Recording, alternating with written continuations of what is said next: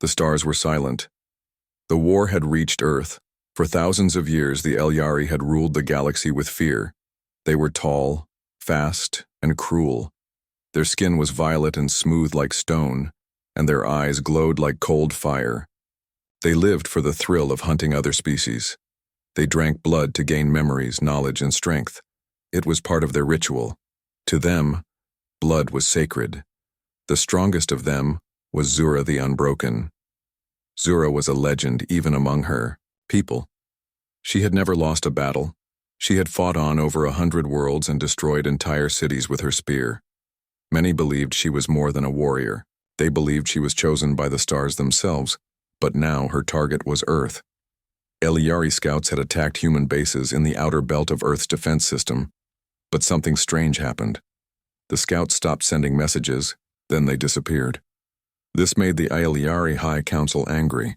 They believed humans were weak and foolish. They laughed at the idea that humans could win. So they sent Zura to finish the war. She arrived like a ghost.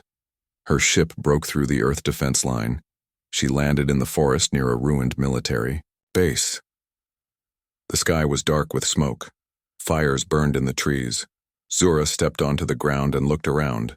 No fear, no emotion, just hunger. She moved through the burning field, her black and silver armor glowing in the heat. Her spear was alive with energy, made from alien bone and charged plasma. One by one, she hunted human soldiers who tried to run. Her movements were smooth like a dance. She didn't speak. She didn't need to. But in the center of the battlefield, one man stood. His name was Captain Ryle Stran. Ryle was not like the others. He was a mountain soldier from New Karelia. He had trained in the snow, lived in caves, and fought in the coldest places on Earth. He was strong, but more important, he was patient. He had seen death many times before. His face showed no fear. Zura noticed him. He stood with a long metal blade in his hand. His arm was bleeding, but his feet didn't move. His eyes locked with hers. For a moment, everything was quiet. Then Zura charged. Her speed was faster than lightning. She aimed her spear at his heart, but Ryle blocked the blow with his sword. Sparks flew. The two warriors clashed again and again, their weapons ringing through the burning field. Zura smiled. She had not faced a challenge like this in years. Ryle was fast. Not like an Elyari, but he used his strength wisely. He didn't waste energy. He used the ground, the wind, the fire around them. His strikes were simple but strong. Zura slashed his face. Ryle stabbed her shoulder. Blood spilled from both. Then it happened. Zura licked the blood from her hand, as was her warrior ritual. She wanted to take his memories, as she had done with thousands of others before. But this time, something went wrong. Her eyes widened. Her knees bent. Her body shook. She saw visions in her mind, memories that were not hers. She saw a young Ryle training with an old soldier. She felt the cold mountain winds on his skin. She saw the pain of losing his sister to an alien bomb. She felt the weight of every choice he made, every friend he buried, every enemy he fought. Zura gasped. This was not normal. Human blood should not do this. She dropped her spear. Ryle stepped back, confused. He raised his blade, ready to strike, but Zura did not move. Tears formed in her alien eyes. Her body felt heavy. Her breath came slow. You, she whispered. You're my end, human. Ryle didn't understand. What? Zura looked up, at him. Her voice was shaky. I have tasted the blood of many races. None of them had this fire, this sorrow, this will. Your blood is full of memories. So much pain, so much love, so much fight. It burns inside me. Ryle didn't lower his sword. Is that fear in your voice? Zura looked at her hands. Yes, she said. For the first time in her life, Zura felt fear. Zura stood still, her knees shaking. The taste of human blood still burned on her tongue. Her mind spun with emotions she had never felt before. For the first time in her life, the great Elyari warrior, Zura the Unbroken, was broken inside. She had fought hundreds of warriors. She had killed leaders, champions, even beasts that tore stars apart. But never had one drop of blood made her feel this lost. Human blood was not just full of pain and strength. It had something more. It had something powerful, something dangerous. It had hope. Ryle Strand watched her carefully. His sword was still raised, but his heart was heavy. He didn't understand what had just happened. The alien warrior in front of him, deadly, fast, and fearless just moments ago, was now standing like a statue, shaking with wide eyes and quiet breath. "Why did you stop?" Ryle asked. Zura looked up, her voice low. "Your blood has changed me." Ryle frowned. "I don't understand your alien games. Are you still going to fight?" "I don't know," she said softly. "I came here to destroy your kind. But now, I see something else." Smoke rose around them. Fires burned in the distance. The battlefield was quiet, but not empty. Other soldiers, both human and Ayliari, were watching from the shadows. No one dared to interfere. All eyes were on the two warriors in the center. Zura slowly reached down and picked up her spear. But she didn't point it at Ryle. She turned around. Ryle stepped forward, confused. "Are you running away?" "I do not run," Zura said firmly. "I must understand. I must know why your blood feels like this." She pressed a button on her armor. A small ship descended from the sky and landed nearby. The ship was dark and sharp, shaped like a bird of prey. Its doors opened silently. Zura looked at Ryle one last time. "We will meet again, human." And with that, she vanished inside the ship. It flew upward into the clouds and disappeared. In the days that followed, news of the strange battle spread across Earth's forces. They called it the Blood Duel. Ryle became a hero. Soldiers saluted him in every base he visited. Scientists asked him questions, reporters followed him. But Ryle did not enjoy the fame. He couldn't forget Zura's face. He couldn't forget her eyes when she said, "You're my end." Who was she really? Why did she leave? What had his blood done to her? Ryle went back to his mountain camp in New Karelia. He needed silence.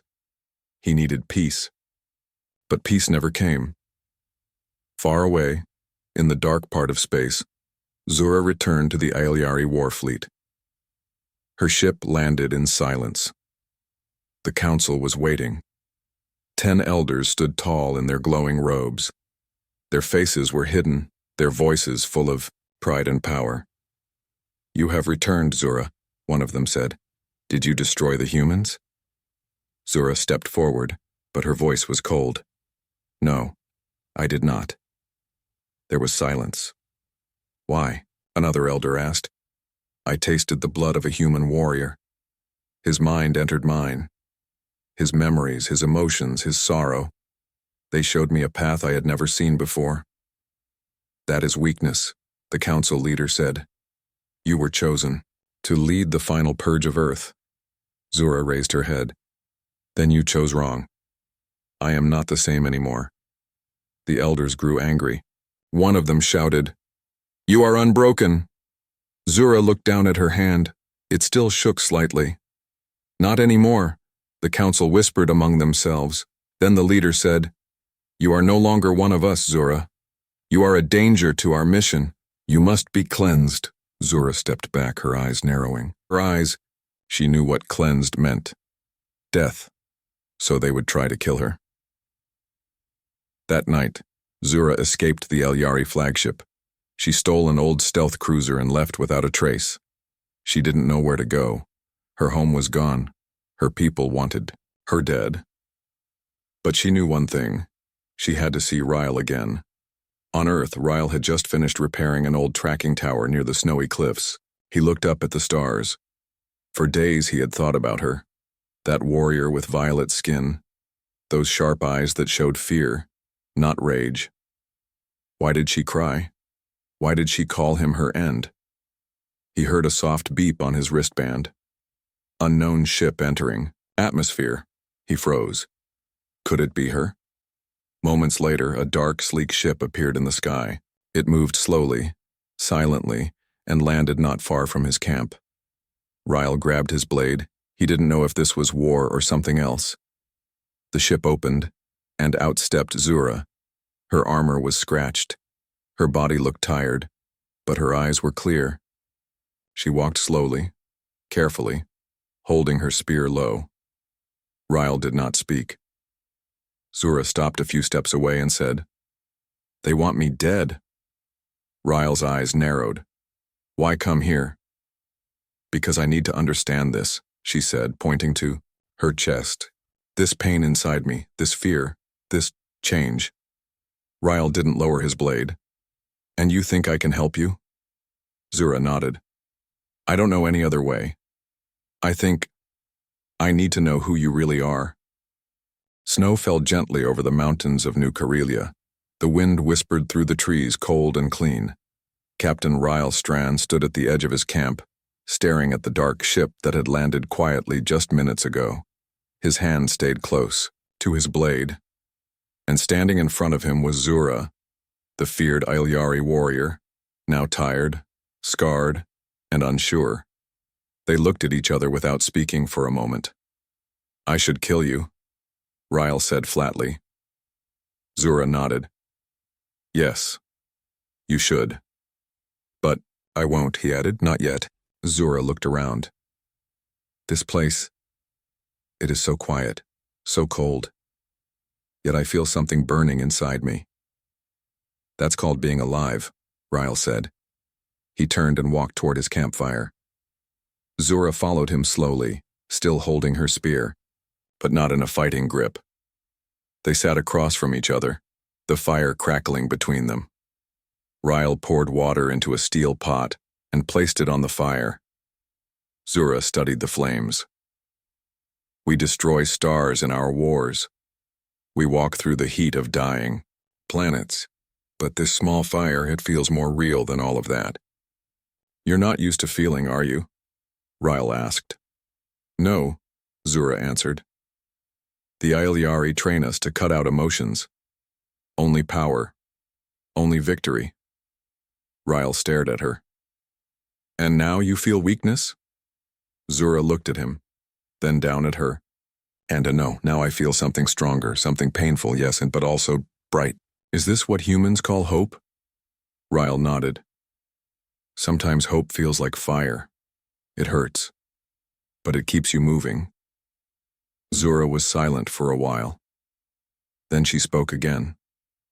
"I saw your memories when I tasted your blood. I felt your pain when you lost your sister. I saw the war in your eyes. You kept going when everything told you to give up. How?" Ryle looked into the flames. "Because if I stopped, I'd let the people I lost stay dead. But if I fight, I carry them with me." Zura was quiet. Her face looked thoughtful, not cold like before. "I thought your kind was soft," she whispered. "I was wrong." Ryle smirked. "Most people think that until they meet us." She almost smiled, but didn't. Then suddenly a loud beep came from Ryle's wristband.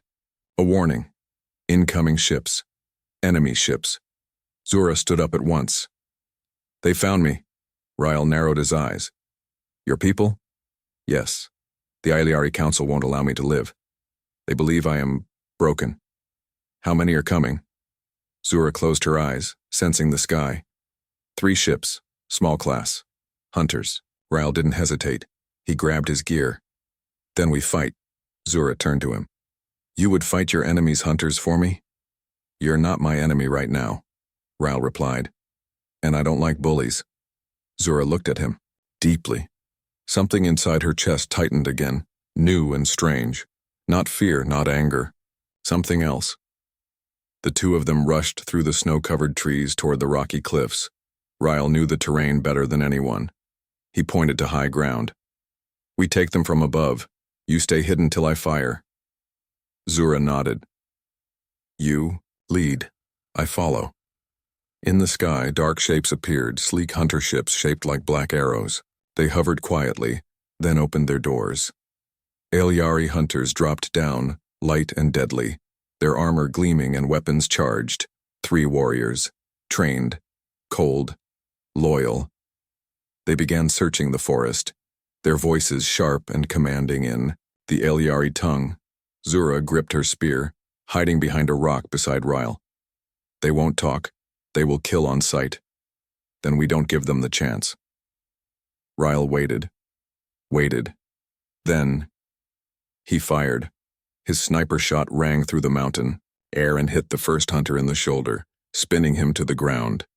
The other 2 turned just in time to see Zura leap from the cliff. She landed like lightning, spear slicing clean through the second hunter's chest. The third turned toward her, blade raised, but Ryle was already there, crashing into him with a brutal punch and knife to the side. It was fast, brutal, precise. When it ended, all 3 hunters lay still in the snow. Zura stood over one, breathing hard. She wiped blood from her face and looked at Rael. They were my kin, my people. Still want to go back to them? He asked. Zura shook her head. No, that part of me died in the snow. They dragged the bodies away and returned to the fire. Zura sat down, her hands shaking slightly. I used to be proud of my people, she said quietly, but today I saw what we've become. We kill without thought. We erase those who change. We fear feelings. We fear weakness. But maybe the weakness is in them, not me. Ryle threw more wood on the fire. Then what now?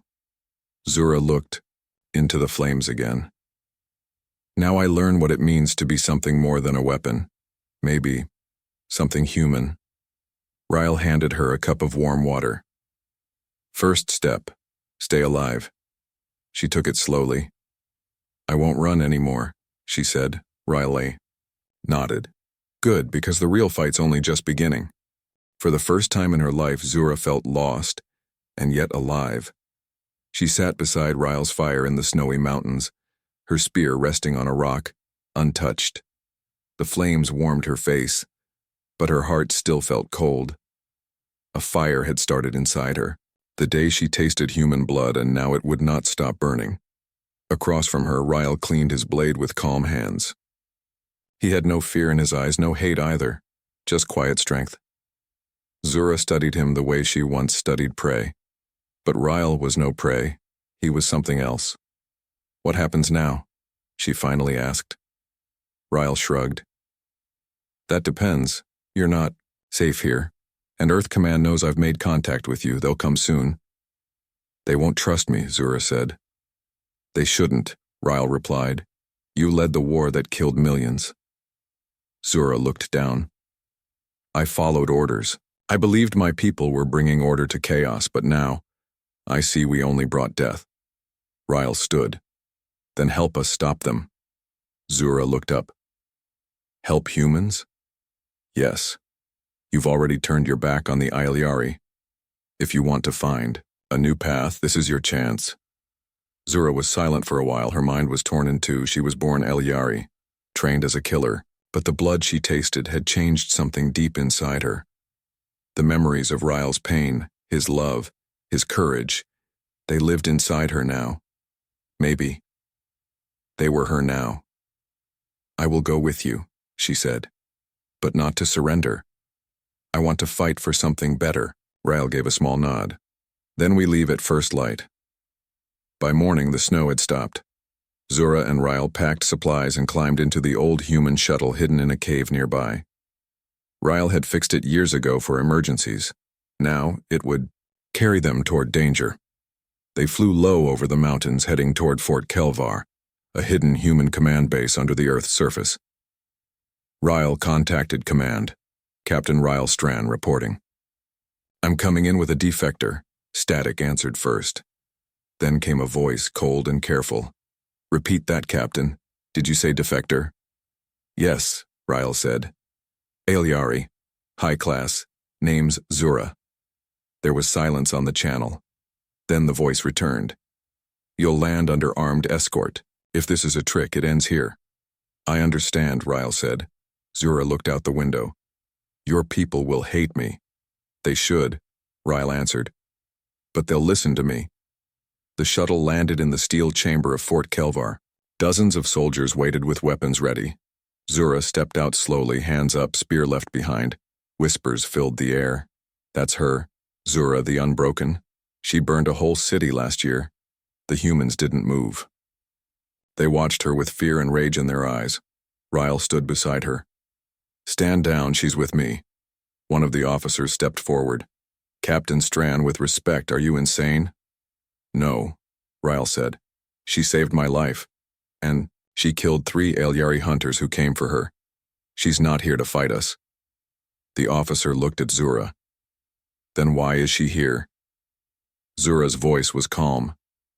Because I finally understand what you fight for. And I want to help stop my own people. The officer didn't lower his weapon. You expect us to believe that? Ryle stepped in. She doesn't expect anything, but I do. I've seen what she can do and what she's become. The officer studied Zura, then slowly nodded. She stays in a containment room. No weapons. Constant watch. That's fair, Ryle said. Zura didn't argue. I will not resist. For the next 2 days, Zura stayed in a glass room deep underground. No chains, no bed. Just a chair and silence. Still, she didn't feel like a prisoner. She meditated for hours, trying to understand the storm inside her. Human thoughts still swirled in her head. Ryle's memories, his battles, his kindness, even his guilt. It had become part of her. One night, Ryle visited her. He stood outside the glass. You doing okay? He asked. Zura opened her eyes. Better than I expected. You're making people nervous. They should be. I was their enemy. Ryle nodded. But they're watching. Some of them are even starting to believe. Do you believe me? She asked. Ryle was quiet for a moment. Then he said, Yes, I do. Zura looked down. Then I will not fail you. Before he could respond, alarms rang through the base. Incoming. Attack Alyari strike wave approaching. Ryle turned, his face serious. They're coming for you. Zura stood. Then let me fight. Ryle looked at the guards. They hesitated. She could help, he said. She knows their tactics. One officer stepped forward. You'll be watched. Zura nodded. Of course, just give me a weapon. Within minutes, Zura was in the war room, standing in front of maps and holograms with human generals. They looked at her like a loaded bomb. The Alyari never send full waves unless they see weakness, Zura explained. They believe I've betrayed them. This strike is personal. How many? Asked a general. 7 cruisers, 2 command-level warships. They'll use shock tunnels to drop soldiers directly into your base chambers. Ryle spoke up. Then, we hold them here. We don't let them pass this point. The general looked at Zura. And you'll fight your own kind? Zura's voice was firm. They are no longer mine. As the attack began, Earth's defenses roared to life. Energy. Cannons lit the skies, sirens screamed. Explosions shook the ground. Zura stood beside Ryle at the front line, her borrowed armor shining silver under red emergency lights. The enemy crashed through the tunnels, sharp and fast. But this time, Zura didn't meet them as a monster. She met them as a shield. For the humans. Her spear danced like wind. Her strikes were clean and merciless. She didn't fight for glory now. She fought to protect. Beside her, Ryle swung his blade with fire in his eyes. The 2 warriors, once enemies, now fought side by side, and the soldiers around them began to believe. Smoke filled the underground tunnels of Fort Kelvar. The sound of gunfire, explosions, and metal boots echoed through the dark corridors.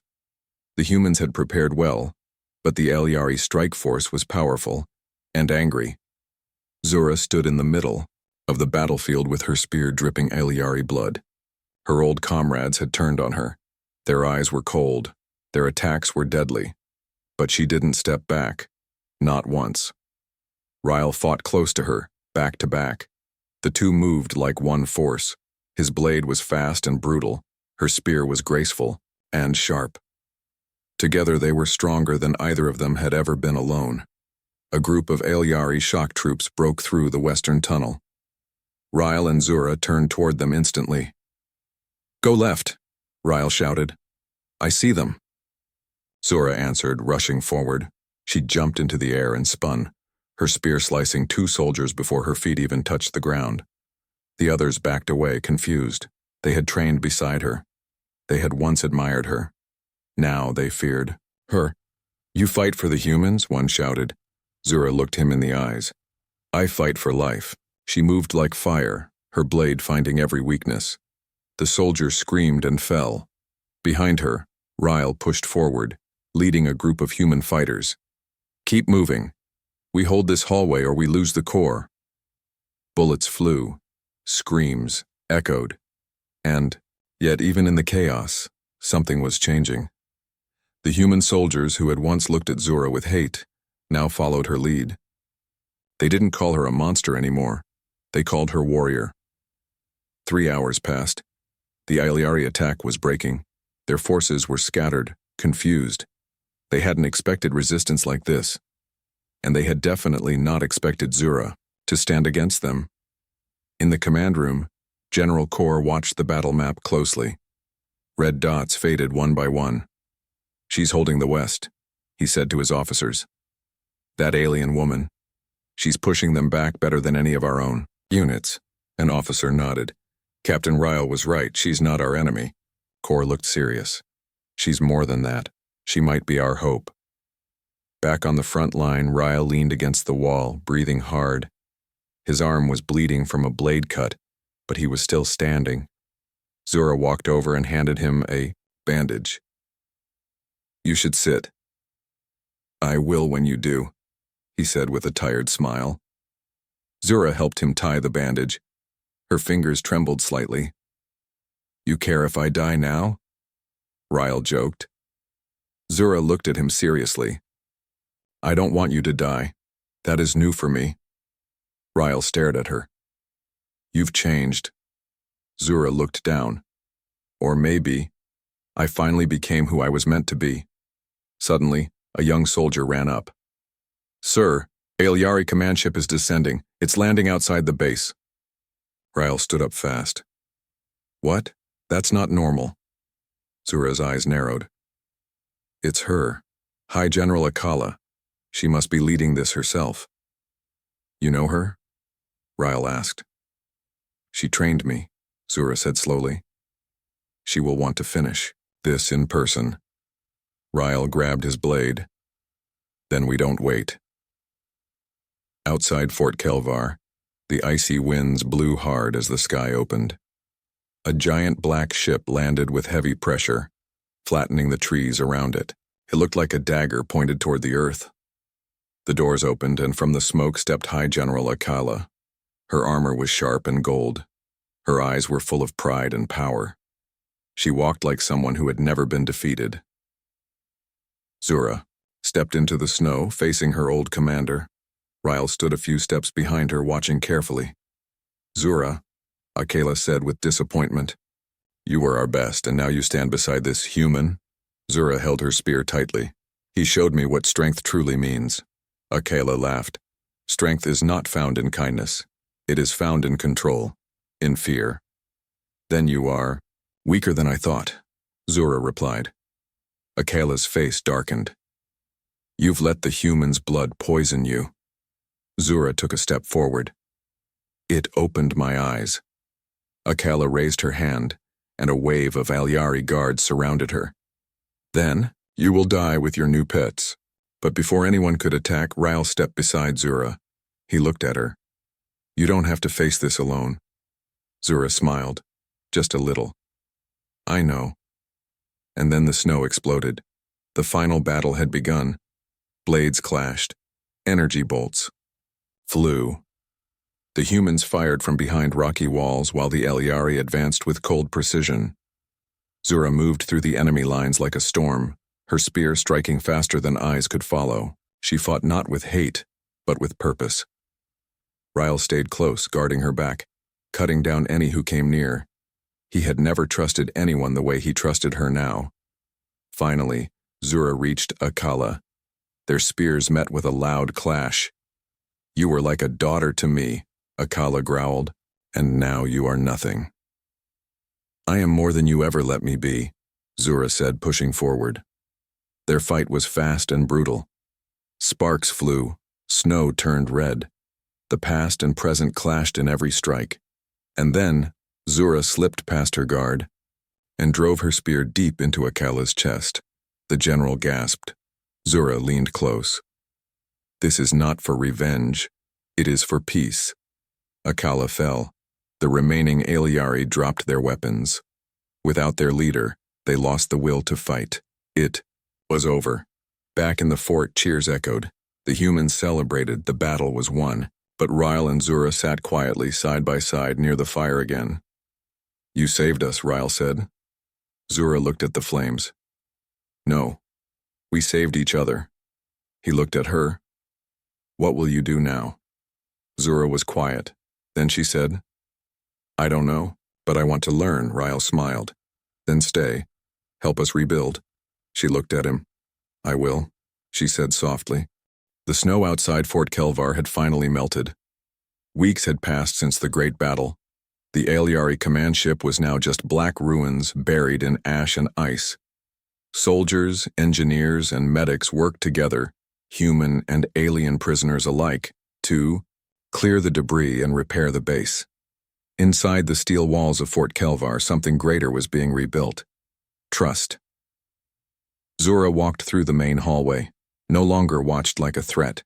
Soldiers nodded to her now. Some even smiled. Children from nearby towns visited the base with their families and pointed at her with wonder, not fear. She was no longer Zura the Unbroken. Now she was called something different, Zura the Chosen. In the training hall, Ryle swung his practice, sword and wide arcs. He had healed from his injuries, though a long scar remained on his right arm. He kept it uncovered now, not as a wound, but as a memory. Zura entered quietly. She picked up a practice spear and stood across from him. "No, war today," she said. "Just lessons," Ryle replied. They began sparring, slow and controlled. Their movements were smooth. Zura's strikes were sharp but gentle. Ryle blocked them with ease. "You've become softer," he said with a smirk. Zura raised an eyebrow. "You call this soft?" She lunged forward, nearly knocking him down. He laughed, rolling back to his feet. "No," he admitted. "Just wiser." They stopped and sat on the edge of the sparring mat. Zura looked at him. "Why did you really save me, Ryle, when you could have left me to die in that cave?" Ryle didn't answer right away. He stared at the floor for a moment, then said, "Because when you tasted my blood, I saw something in your eyes." "What did you see?" she asked softly. "Myself," he said. "The part of me that still believed people could change." Zura lowered her head. "And now?" Ryle smiled. "Now I see a future." Later that day, a small council gathered in the main chamber. Generals, scientists, diplomats, and civilians sat around the table. Ryle and Zura stood together at the front. General Kor cleared his throat. "We've had many discussions. There's fear, there's doubt, but there's also hope. Zura has proven herself, and today we decide something important." One diplomat stood. "The Aeliari Empire is weakened but not gone. There are still ships, still soldiers. We must ask, do we make peace or prepare for war?" Zura stepped forward. "I know their ways. If we strike, they will only fight harder. But if we show them change, they may listen. They may follow." A general asked, "You would go back to them?" Zura nodded. "Yes, but not as a weapon, as a voice, a message." Ryle looked around the room. "She doesn't ask for trust, she offers her life. That should be enough." The council whispered among themselves. Then General Kor stood. "We will support this mission. But you will not go alone." Ryle stepped forward. "I'll go with her." Zura looked at him, surprised. "You would leave your people?" He smiled. "You're my people now." Within days, preparations began. A human ship, fast and shielded, was fitted with a new translator, mixed supplies, and a symbol painted on its hull. 2 hands, 1 human, 1 Aeliari, reaching toward each other. Zura and Ryle stood beside the ship on launch day. "You're sure?" Ryle asked. "No," Zura replied. "But that never stopped me before."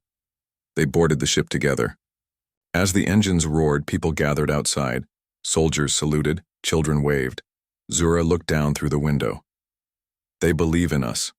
"They should," Ryle said. "You gave them reason." Their ship flew beyond Earth's sky, through stars and silence.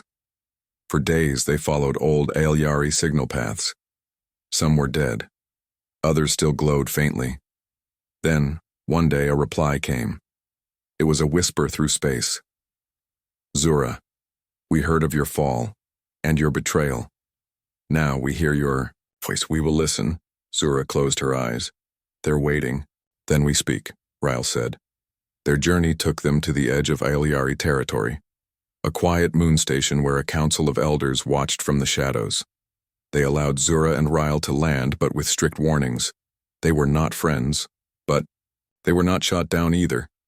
Inside the council chamber, Zura stood alone before her kind. Her voice did not tremble. "I came to fight, then I came to change. I saw what I had become, and what I could be. Not just Aeliari, not just human, but more." The elders asked many questions. Some called her lost. Some called her brave. Finally, one old voice spoke. "You carry human blood in your thoughts," the elder said. "And yet, you carry our spirit too." Ryle stood beside her. "What she carries is choice." Weeks passed on that moon. Talks continued. Arguments, promises, fears. Zura shared her memories. Ryle told stories of battles and peace. Slowly, something rare began to grow. Understanding. One day, a young Aeliari asked Zura, "Do you still hate us?" Zura smiled gently. "No, I just want us to stop hating them." On their last night before returning to Earth, Zura stood outside the ship, looking at the stars. Ryle joined her. "You think they'll accept the peace offer?" he asked. "Not all," she said, "but some will. That's how it starts." He nodded. "You've done something no warrior ever has." She turned to him, her voice quiet. "I never planned to feel this way. About any of it." "Me neither," he said. Zura took his hand. It was warm, steady. "When I tasted your blood," she whispered, "I thought I saw my end." Ryle looked at her with calm eyes. "And now?" She smiled softly. "Now I see my beginning."